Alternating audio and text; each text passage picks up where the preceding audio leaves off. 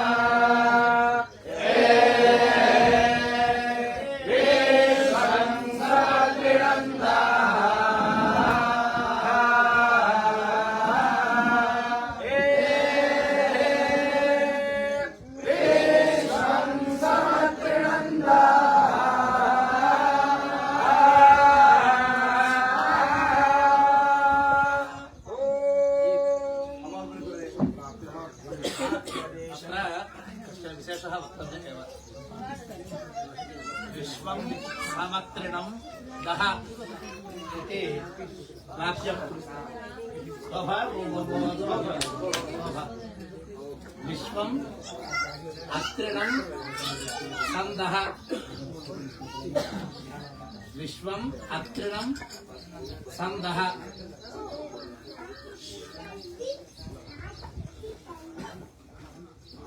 दुनिया में दो तरह के चीज होते हैं,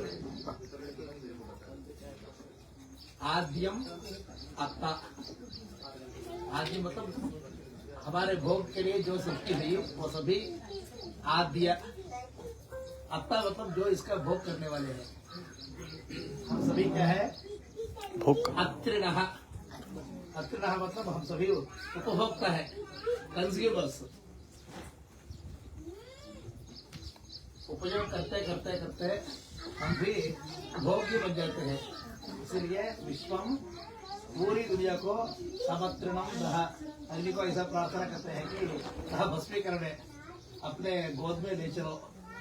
तो इस मंत्र को सम्राट आसन जी इसको प्रवर्ग्य उद्वासन में उत्तरवेदी में डाल के जलाने के समय में, और ये सभी राजा संजी को नदी के छोड़ने में, एक अग्नि दूसरा जल, दोनों में एक ही मंत्र है। हम समझते कि समत्रिणम दह मतलब भस्मीकरण में यहाँ कैसा होता है, इसके लिए हमें सिर्फ और एक उपनिषद अग्निरिति भस्मा, वाजिरिति भस्मा, जलमिति भस्मा। दुनिया में जो कुछ भी अंत में सभी का एकमात्र अवस्थान है वो स्वात्मनि स्थिति ही। यह अद्वैत सिद्धांत का परम प्रयोजन है। इसको हर एक चीज में हमें बताया गया है, न केवल यहाँ। मैं उदाहरण के लिए ये समझा रहा हूँ। आप सामवेद ले लो, ऋग्वेद मंत्र को ले लो, नहीं तो यजुर्वेद में कई ऐसे मंत्र हैं जो हम उपयोग करते हैं। इसीलिए वेद एक ही ग्रंथ है। उपक्रम उपसंहार समान ही होता है। उपक्रम अलग से नहीं होना चाहिए और उपसंहार अलग से नहीं होना चाहिए। Whatever is proposed in the beginning has to be supported by its logic. Therefore, the end theory will be very much congruent and conducive to the original idea. So that is, Veda is just one entire text. There are different segments. The final part is called the Vedanta or Upanishad, which essentially is supported by all the mantras in the Somayaga or you name it, any ritual. Especially the Pravargya, we have umpteen numbers, which actually has inspired me to study more about the Pravargya ritual, the ritual philosophy, which is finally very conducive and supportive of the Vedanta Siddhanta. Therefore, it will be very much thankful to our seers who have given us the wonderful opportunity. हमें इतना अच्छा मौका देकर एक कर्तव्य निभाते समय हमारे सिद्धांत के बारे में कभी ना कोई एक ऋत्विक सोचते भी हमारे ऋषियों का जो संकल्प था वो निश्चित रूप से वो सार्थक हो जाएगा। इसीलिए जो भी ऋत्विक यहाँ है मौजूद है और बाकी भावी काल में अभ्यास करने वाले हैं और यजमान है और जो यजमान बनने वाले हैं, और सभी लोग एक चिंता करना चाहिए। हमारे मंत्र सिर्फ पारायण के लिए नहीं है, पारायण का आस्वाद हम करना चाहिए और इसका स्वारस्य क्या है ये लेना चाहिए। एक एक मंत्र का थोड़ा यग्र आसी यति अग्रे आसी प्रध्यासवत्या बखस्कृष्णः वराह विहतम। वराह विहत मतलब क्या है?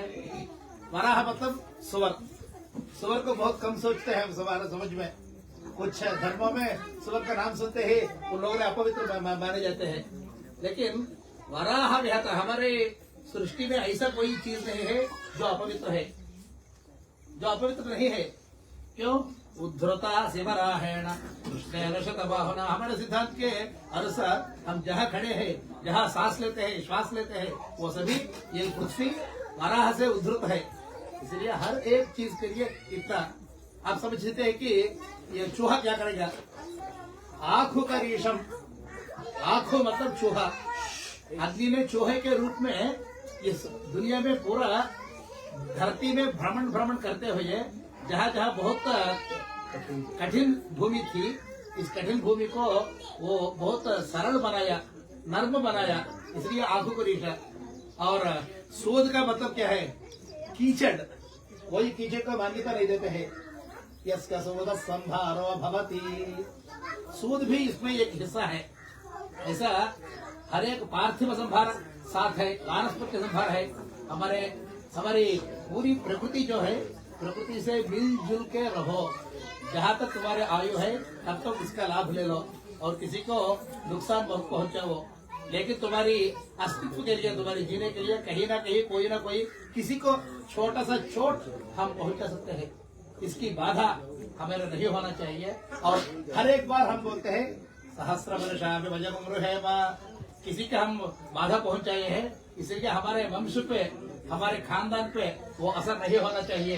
किसी के वंश में एक हिंसा के कारण उसके वंश में कोई पुरुष संतान नहीं है, स्त्री संतान नहीं है, ऐसा नहीं होना चाहिए। इसलिए हर एक बार क्या बोलते हैं सहस्र वर्षा में भजन उम्र है माँ। अगर किसी का हमारे पाँव लगे तो क्या करना, टांगे रहे लगे तो क्या करना चाहिए, क्या करना चाहिए, हमें नमस्कार करना है। इसका क्या है, मयि मोहो मयि यश मयि इंद्रियम वीर्यम, विधि युक्त कोई हमारा नमस्कार करते हुए ये करना चाहिए, ताकि वो नमस्कार करने वाला सिर्फ नमस्कार ही नहीं कर रहा है, हमारी जो आस्था है, हमारी शक्ति है, वो सभी शक्ति को वो खींच रहा है। इसलिए पुनः प्रतिष्ठा करने के लिए बोल रहे हैं। तो इसका हमारे वेद का सिद्धांत यह है कि हर एक चीज, हर एक मनुष्य, हर एक हिस्सा इस दुनिया में है, सभी पवित्र है, सभी परमात्मा का एक स्वरूप है। इसको मानदेय देने के लिए हमारे सभी मंत्र हमें इतना बोधन करते हैं। हमारी आशा है कि हम कहीं ना कहीं उस मंत्र का स्वारस के लेते हुए आस्वाद कर सके। मंगलम भात। ओम नमो यज्ञेश्वराय।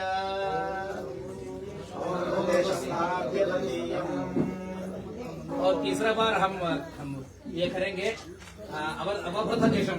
अभी हम देवयजनी में है, एक बार दिखाइए। देवयजनी का मतलब है जहाँ अग्निमपादित्यमभिविपश्यति उपैनमुत्तरो यज्ञो नभति अभिसुवर्गं कंजगति एको ओन्नते देवयजने जाजुगेत। ऐसा देवयजन का लक्षण है। हम अभी कावेरी पवित्र नदी है, समुद्र संगम जिस नदी को होती है इसको महानदी कहते हैं। ऐसा महानदियों में दक्षिण भारत में कावेरी मानी जाती है।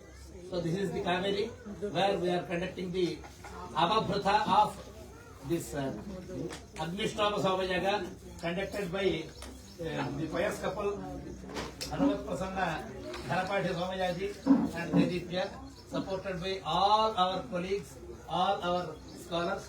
We are thankful to Paramapujya Shri Ganapata Sachidananda Swamiji for having provided us such a wonderful opportunity, and Shri Dattavijayananda Tirtha Swamiji for his support and presence. Now we are at Sachidananda Tirtha. Sachidananda Tirtha. We have taken for the Swamiji's blessings to name this as Sachidananda Tirtha.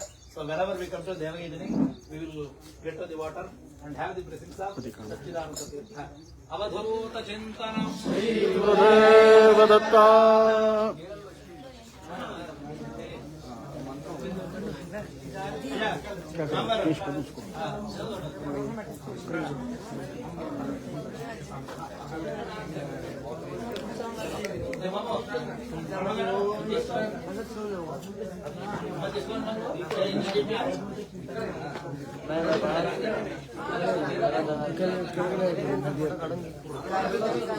नीचे नीचे चलिए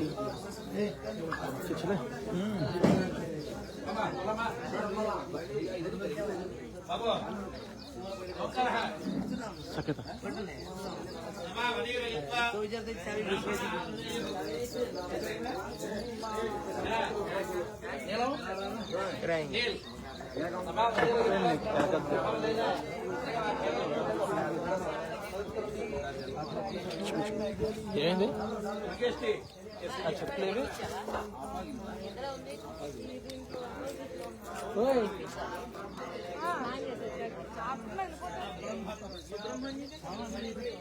సుబ్రహ్మణ్యం